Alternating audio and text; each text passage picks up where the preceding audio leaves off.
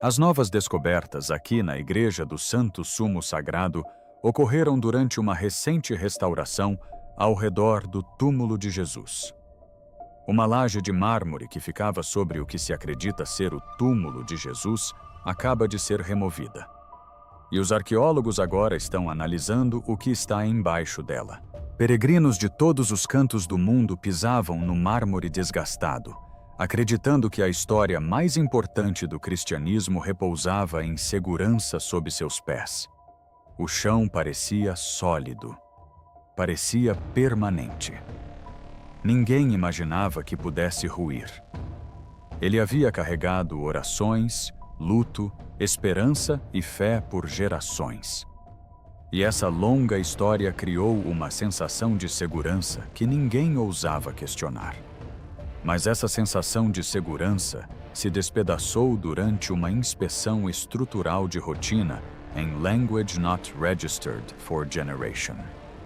Engenheiros foram enviados para examinar o pavimento de mármore ao redor do pequeno santuário que marca o local considerado o túmulo de Jesus. A princípio, o trabalho parecia comum. Depois, perceberam finas rachaduras se espalhando pelo chão. As fraturas eram pequenas, mas seguiam um padrão. Instrumentos a laser revelaram algo pior. O solo estava afundando. O movimento era lento, mas mensurável. O piso sob o santuário estava cedendo. Em um prédio comum, a resposta teria sido imediata. O piso danificado seria removido e a causa identificada. Mas, dentro da igreja do Santo Sefilar, essa solução simples era impossível. O edifício é regido por um frágil acordo conhecido como status quo.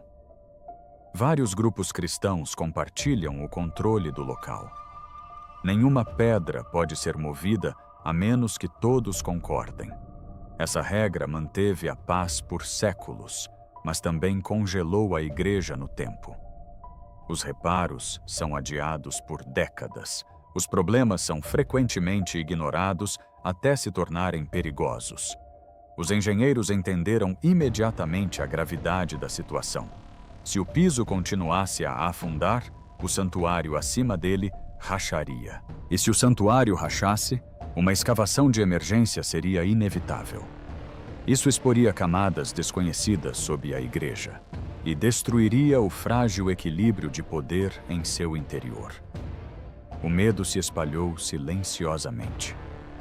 Os engenheiros atrasaram o relatório completo. Os documentos oficiais usavam uma linguagem calma. Todos sabiam que o risco estava aumentando e ninguém sabia como impedi-lo. Anos se passaram antes que a permissão fosse concedida. Quando a aprovação finalmente chegou, estava carregada de tensão. As instruções eram rigorosas: reparar apenas o piso, não registrar nada além do necessário. Trabalhem rápido e falem o mínimo possível. Ninguém tinha garantia de proteção caso algo inesperado acontecesse. No momento em que a primeira placa de mármore foi levantada, a atmosfera mudou. As vozes baixaram. As mãos tremeram. As ferramentas pareceram mais pesadas. Os trabalhadores conferiam as medidas repetidamente. Ninguém fazia piadas. Ninguém relaxava. Muitos sentiram o medo apertar o peito. Outros, uma profunda admiração. Todos sabiam que estavam sobre algo selado por razões que nada tinham a ver com o tempo. À medida que mais do piso era removido, ficou claro que o dano não fora acidental. As rachaduras formavam um desenho aproximadamente retangular centrado sob o santuário. O afundamento seguia um limite nítido. O solo sob o santuário era irregular de uma forma que não deveria existir. Algo mais antigo e oculto pressionava a estrutura acima dele. Não se tratava de simples deterioração. Era algo controlado. Era deliberado. Essa constatação impulsionou o próximo passo.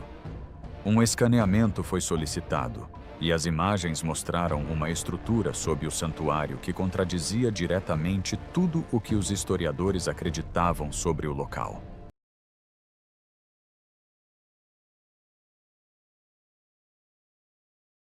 A rocha matriz não correspondia aos mapas. Um radar de penetração no solo foi levado para dentro da igreja com extremo cuidado. Seu uso foi limitado à varredura da superfície. Nada deveria tocar a pedra abaixo. Nada deveria ser perturbado. Os engenheiros disseram que o objetivo era simples. Precisavam confirmar se a rocha matriz sob o santuário era forte o suficiente para que os reforços pudessem ser instalados com segurança. Todos esperavam que os resultados confirmassem o que séculos de registros já afirmavam. Mapas antigos, levantamentos topográficos anteriores e notas de restauração descreviam a mesma coisa: calcário sólido estendendo-se para baixo sem interrupções. Não havia razão para esperar algo diferente. Essa certeza desmoronou durante a primeira varredura. Quando os dados do radar apareceram na tela, os técnicos ficaram paralisados. O sinal retornava padrões irregulares que não faziam sentido. Havia espaços vazios onde deveria haver rocha sólida. A princípio, ninguém entrou em pânico. Interferência era a explicação mais provável. Jerusalém é densa em pedra, metal e ruído elétrico. O equipamento foi recalibrado, a varredura foi repetida, e uma terceira vez, mas os resultados não mudaram. Os espaços vazios permaneceram na mesma posição. Não se deslocaram, não ficaram desfocados, tornaram-se mais nítidos a cada passagem. As formas eram precisas e definidas, formavam retângulos perfeitos com bordas retas. Não eram rachaduras naturais. Não eram buracos causados por água ou desabamento. A natureza não cria ângulos retos nas profundezas da Terra. O que apareceu na tela mostrou equilíbrio, estrutura e propósito. O medo se espalhou pela sala enquanto o técnico analisava as leituras de profundidade. As formas eram uniformes em altura e largura. Não estavam espalhadas aleatoriamente, mas sim agrupadas. Pior ainda, estavam centradas diretamente sob o próprio túmulo. O restante da igreja apresentava resultados normais. Pedra sólida, sem lacunas, sem surpresas. O problema existia apenas sob o ponto mais sagrado do edifício. Os dados contradiziam tudo o que era oficialmente conhecido. Nenhum registro escrito de qualquer autoridade mencionava uma estrutura sob a lápide funerária. O Vaticano não tinha documentação. Os arquivos da Igreja Ortodoxa Grega não mostravam nada. Os registros armênios eram silenciosos. Gerações de zeladores juraram que nada havia embaixo da tumba. O radar agora dizia o contrário. A equipe realizou varreduras de controle em áreas próximas para ter certeza. As leituras corresponderam perfeitamente às expectativas. O equipamento estava funcionando exatamente como deveria. Não houve falha técnica. Não houve erro. O solo sob a tumba estava diferente porque havia sido alterado. O clima na área de trabalho mudou rapidamente. A confusão deu lugar ao medo e à cautela. Os engenheiros passaram a ter cuidado com cada palavra. Relatórios foram reescritos, termos claros foram suavizados. A palavra vazio desapareceu e foi substituída por anomalia. Arquivos foram restritos. O acesso foi limitado. Ninguém acusou abertamente ninguém de esconder a verdade, mas não havia necessidade. O silêncio dizia tudo. A conclusão era inevitável. A rocha matriz sob o santuário havia sido cortada. Alguém, no passado, havia esculpido o calcário sólido com um propósito. Essa ação exigiu tempo, habilidade e planejamento. Também significou sigilo. O que quer que estivesse abaixo havia sobrevivido a guerras, incêndios, destruição e reconstrução sem jamais ser registrado. Permaneceu oculto enquanto a cidade acima era arrasada repetidas vezes. Para entender como algo assim poderia existir sob um dos sítios arqueológicos mais estudados da Terra, a equipe precisou olhar para o passado. Precisaram encarar um período em que Jerusalém não foi restaurada com cuidado. Foi destruída, coberta e esquecida.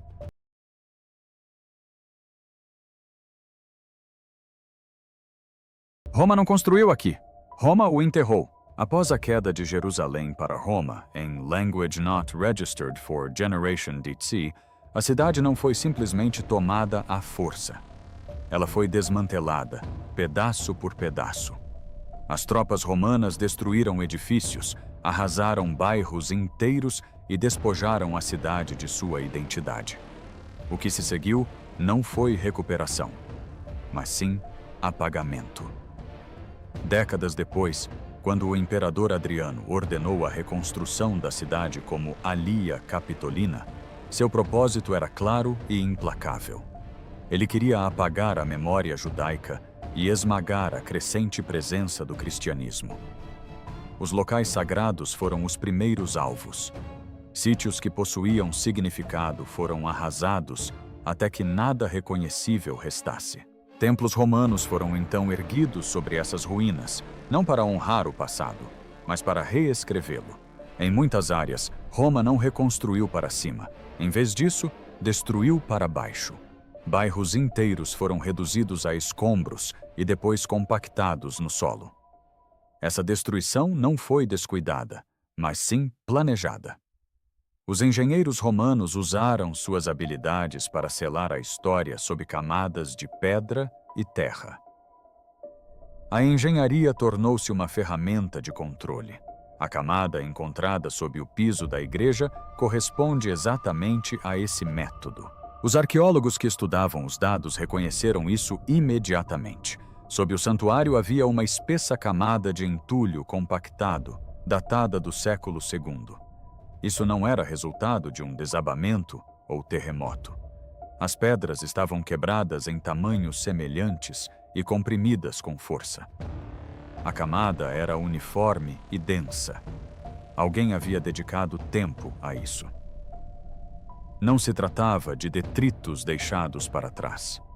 O local foi preenchido propositalmente. Isso significava que o objetivo não era a construção, mas sim o sepultamento. O peso do aterro teria esmagado qualquer coisa abaixo dele, selando-a completamente. Bloqueou o acesso e apagou caminhos. Garantiu que as gerações futuras caminhassem por cima sem saber o que havia sido perdido abaixo. Roma não queria que esses espaços fossem lembrados. Queria que fossem inacessíveis. Mas, numa cruel ironia, essa mesma violência protegeu o que jazia por baixo. Ao selar as camadas mais antigas, sob toneladas de pedra compactada, o ar foi cortado. A umidade foi limitada. Materiais que normalmente se decomporiam foram preservados. As superfícies de pedra permaneceram intocadas porque não havia motivo para reutilizá-las. Salas inteiras desapareceram da história sem serem destruídas. Isso explicava como algo poderia sobreviver sob um dos sítios religiosos mais estudados do mundo sem um único registro escrito. Roma não construiu sobre ele. Roma o enterrou. O que perdurou o fez porque foi trancado por um império que queria que desaparecesse. Assim que a equipe compreendeu isso, um novo temor surgiu. Se o aterro romano estivesse intacto, as camadas abaixo dele poderiam estar intocadas. Elas poderiam nunca ter sido acessadas. Talvez nunca tivessem sido despojados ou alterados. Essa possibilidade era perturbadora. Significava que o que quer que estivesse abaixo permanecera selado desde o século II. E os dados subsequentes revelaram que esse temor era justificado. A pedreira que se transformou em jardim. Sob a camada de destruição romana, o solo mudou repentina e completamente. Os entulhos compactados desapareceram. A pedra britada e a argamassa sumiram. Em seu lugar, os arqueólogos encontraram pó fino de calcário misturado com pequenos fragmentos deixados por ferramentas de corte. A rocha matriz apresentava cicatrizes nítidas onde a pedra havia sido removida. Essas marcas eram nítidas e intencionais. Não havia dúvida sobre o que era aquilo. Tratava-se de uma pedreira do primeiro século, onde grandes blocos de pedra haviam sido cortados diretamente da terra e transportados para a construção. A princípio, a descoberta fazia sentido. Grande parte da Jerusalém antiga foi construída com calcário local. Pedreiras eram comuns perto da cidade. Mas, à medida que a equipe estudava as camadas acima da pedreira, a lógica se desfez completamente. Repousando diretamente sobre a pedra cortada, havia uma camada de solo escuro. Era um solo rico, denso e repleto de matéria orgânica. Aquele solo não pertencia àquele lugar. Não fora trazido pelo vento, nem pela chuva. Tinha sido ali trazido deliberadamente. Alguém transportara terra fértil e a espalhara cuidadosamente sobre o fundo da pedreira abandonada. Quando os cientistas examinaram o solo mais de perto, o choque foi ainda maior. Grãos de pólen ainda estavam preservados em seu interior. Esses grãos provinham de oliveiras e videiras. Não eram plantas silvestres, mas sim culturas que haviam sido cultivadas manualmente. Ainda mais alarmante, canteiros rasos haviam sido escavados diretamente no calcário sob o solo. Os cortes eram precisos e uniformemente espaçados, dispostos em fileiras. Isso foi planejado. Isso foi mantido. Aquele lugar não era apenas um jardim. Não era simbólico. Não era decorativo. Era um jardim funcional que exigia tempo, dinheiro e cuidados constantes. Alguém havia escolhido aquele local e o remodelado propositalmente. Uma pedreira abandonada havia sido transformada em um espaço verde privado. Naquele momento, muitos na sala sentiram uma fria sensação de reconhecimento. Uma passagem do Evangelho de João descreve um jardim perto do local da crucificação e um túmulo novo dentro dele. Durante séculos, os estudiosos trataram essas palavras como descritivas, mas impossíveis de verificar. A arqueologia dizia que tal lugar não deveria existir ali. Agora, o próprio terreno dizia o contrário. Jardins como esse não eram comuns. Geralmente faziam parte de propriedades privadas abastadas. Frequentemente, eram construídos perto de túmulos familiares. Eram cercados e controlados. Não eram cemitérios a céu aberto usados pelo público. Eram espaços de propriedade e intenção. Isso significava que o local sob a igreja nunca foi aleatório. Nunca foi acidental. Ele havia sido projetado, moldado e protegido muito antes da destruição romana. E no centro daquele jardim cuidadosamente construído, havia algo muito mais perturbador do que o solo ou a pedra. A tumba que foi usada antes de ser concluída. Assim que o solo do jardim foi limpo e a rocha matriz totalmente exposta, os arqueólogos perceberam que não estavam diante de um monumento simbólico ou de um santuário posterior. Eles estavam dentro de uma tumba judaica, escavada na rocha, do século I, esculpida de acordo com leis funerárias rigorosas, bem documentadas e raramente violadas. A câmara revelava bancadas funerárias lisas, talhadas na altura precisa, projetadas para lavar, ungir e envolver o corpo antes da decomposição. Cada detalhe mensurável correspondia às tumbas judaicas da elite datadas do início do período romano. Então, veio o detalhe que mudou tudo. Na parede oeste, um nicho funerário havia sido iniciado, mas nunca concluído. O corte parava abruptamente, no meio, com marcas de ferramentas ainda visíveis. Não houve alisamento, acabamento ou correção. Não se tratava de erosão ou danos posteriores. Era uma obra abandonada. Na prática funerária judaica, especialmente para famílias ricas, os túmulos eram concluídos antes mesmo de serem usados. Interrupções na construção eram raras e o abandono no meio da escavação era praticamente desconhecido. Mesmo assim, este túmulo havia sido usado. A própria arquitetura atestava a urgência. Os bancos mostravam sinais de contato, enquanto parte da câmara permanecia inacabada. Essa combinação indica um sepultamento realizado sob extrema pressão de tempo. A causa mais provável não foi pobreza ou acidente, mas sim a lei. A lei judaica de sepultamento exigia que os mortos fossem enterrados antes do pôr do sol, especialmente antes do sábado ou de um dia festivo. Essa pressão é descrita diretamente no Evangelho de Marcos, language not registered for generation, language not registered for generation, language not registered for generation, que afirma que o sepultamento ocorreu às pressas porque a noite se aproximava. O que o texto descreve como urgência, a lápide registra como interrupção. O túmulo ainda estava sendo escavado quando, de repente, se tornou necessário. Isso não é um alinhamento simbólico, é processual. Os pedreiros pararam de trabalhar. Um corpo foi trazido e o enterro prosseguiu mesmo assim. A implicação é clara. Quem quer que tenha sido colocado neste túmulo não deveria morrer quando morreu. O espaço foi preparado apenas o suficiente, na hora certa. A arquitetura preserva esse momento de interrupção como um gesto congelado. E esse corte inacabado leva diretamente ao que jamais deveria ter sobrevivido em seguida. O linho não deveria ter sobrevivido. A pedra pode sobreviver por milhares de anos, mas a matéria orgânica não. Esta é uma das regras mais básicas da arqueologia. Os tecidos se decompõem, os óleos evaporam, a carne desaparece. Por isso, ninguém esperava encontrar qualquer vestígio de um corpo dentro da tumba. Foi por isso que a descoberta seguinte interrompeu os trabalhos quase imediatamente. Dentro dos sulcos rasos do banco funerário, os cientistas detectaram fibras microscópicas de linho.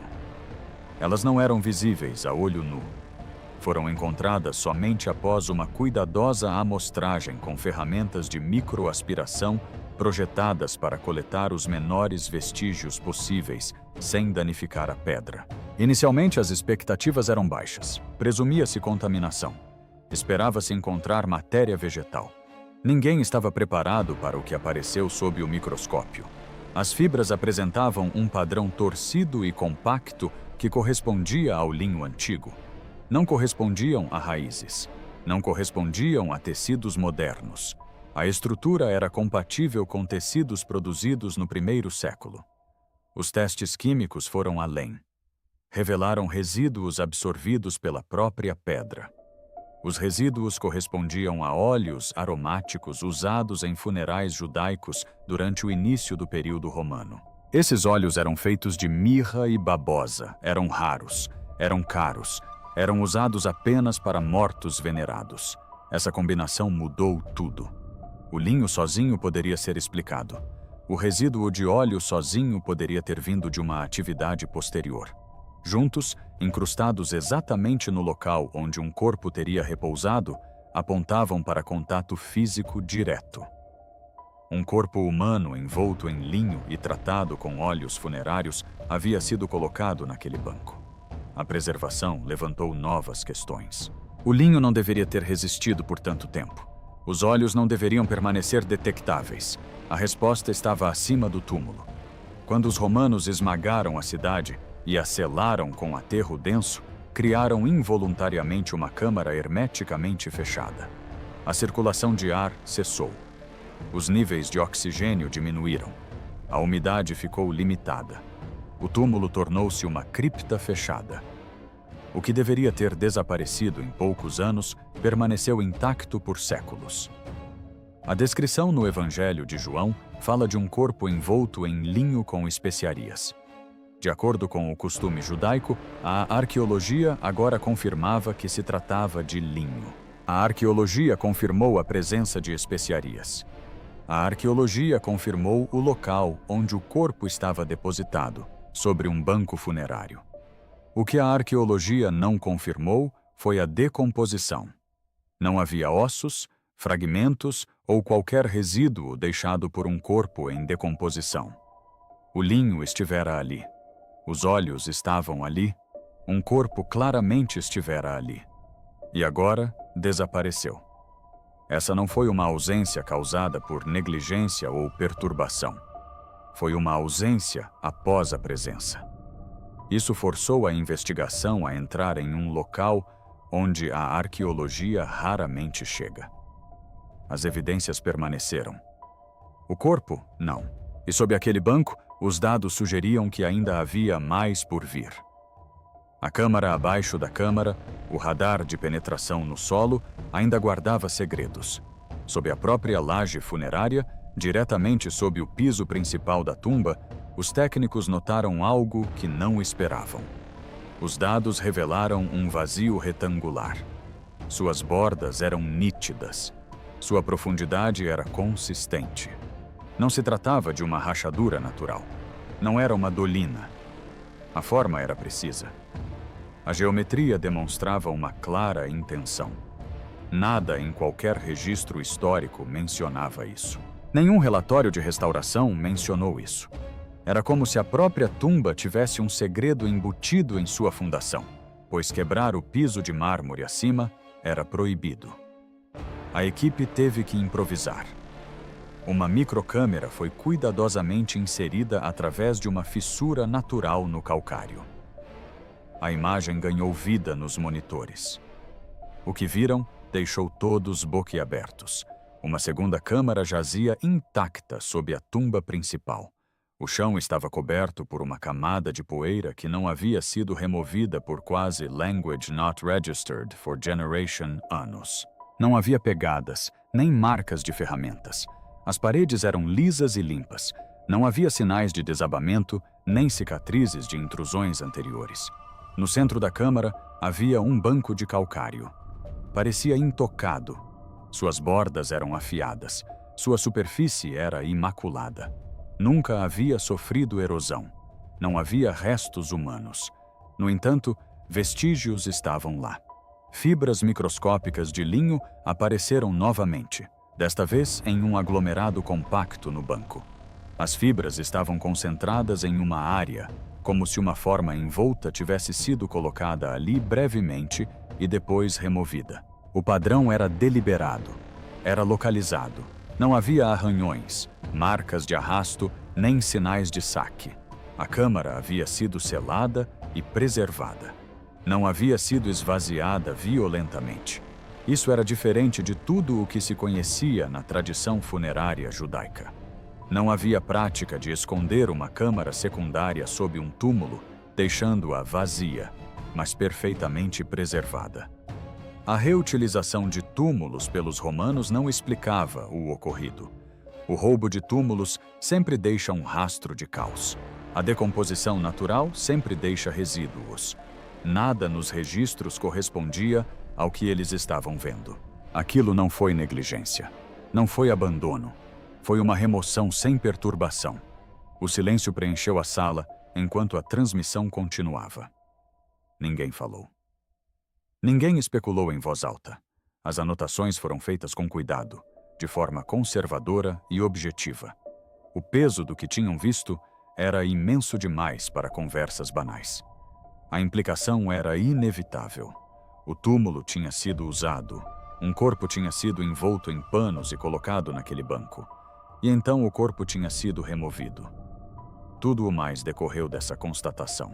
A câmara havia sido projetada para preservar e ocultar. E essa verdade levou diretamente à decisão final impensável. Por que a escavação não poderia continuar? A escavação não parou por causa do perigo, mas sim por causa das implicações. Tudo sob o túmulo confirmava a narrativa do sepultamento relatada nos evangelhos com uma precisão perturbadora. Um jardim particular construído sobre uma pedreira, um túmulo recém-escavado, um sepultamento apressado, linho e óleos funerários, uma câmara selada, um local de repouso vazio. A arqueologia confirmou a morte, o sepultamento e o túmulo vazio. O que a arqueologia não pode provar é como o corpo foi removido. Mas a arqueologia pode descartar as explicações comuns. Não há evidências de decomposição. Não há evidências de realocação. Não há evidências de roubo. Não há evidências de reutilização posterior. Não há evidências de perda acidental. Apenas evidências de sepultamento seguido de remoção sem perturbação. É nesse ponto que a escavação se torna interpretação. e a interpretação carrega uma autoridade que nenhuma instituição envolvida quis ou pôde reivindicar. Continuar a escavação forçaria uma conclusão. Exigiria uma explicação oficial para um túmulo vazio que se comporta exatamente como descrito no Evangelho de João. Language not registered for generation. Lá, as vestes funerárias permanecem e o corpo desapareceu. A arqueologia não pode declarar a ressurreição. Não pode provar o que aconteceu, mas pode confirmar que as condições físicas para a história existem e pode mostrar que todas as explicações convencionais falham. É por isso que o trabalho parou. Não porque a fé estivesse ameaçada, não por preocupações com a segurança, mas porque o solo sob o túmulo não permitia mais neutralidade. A escavação atingiu um limite que a ciência não pode ultrapassar sem entrar em questões de significado. E o significado é exatamente o que este sítio arqueológico foi selado para proteger por Language Not Registered for Generation anos. Nada do que foi encontrado sob o túmulo contradiz o relato bíblico. O que é assustador é a completa concordância. Obrigado por assistir. Até a próxima.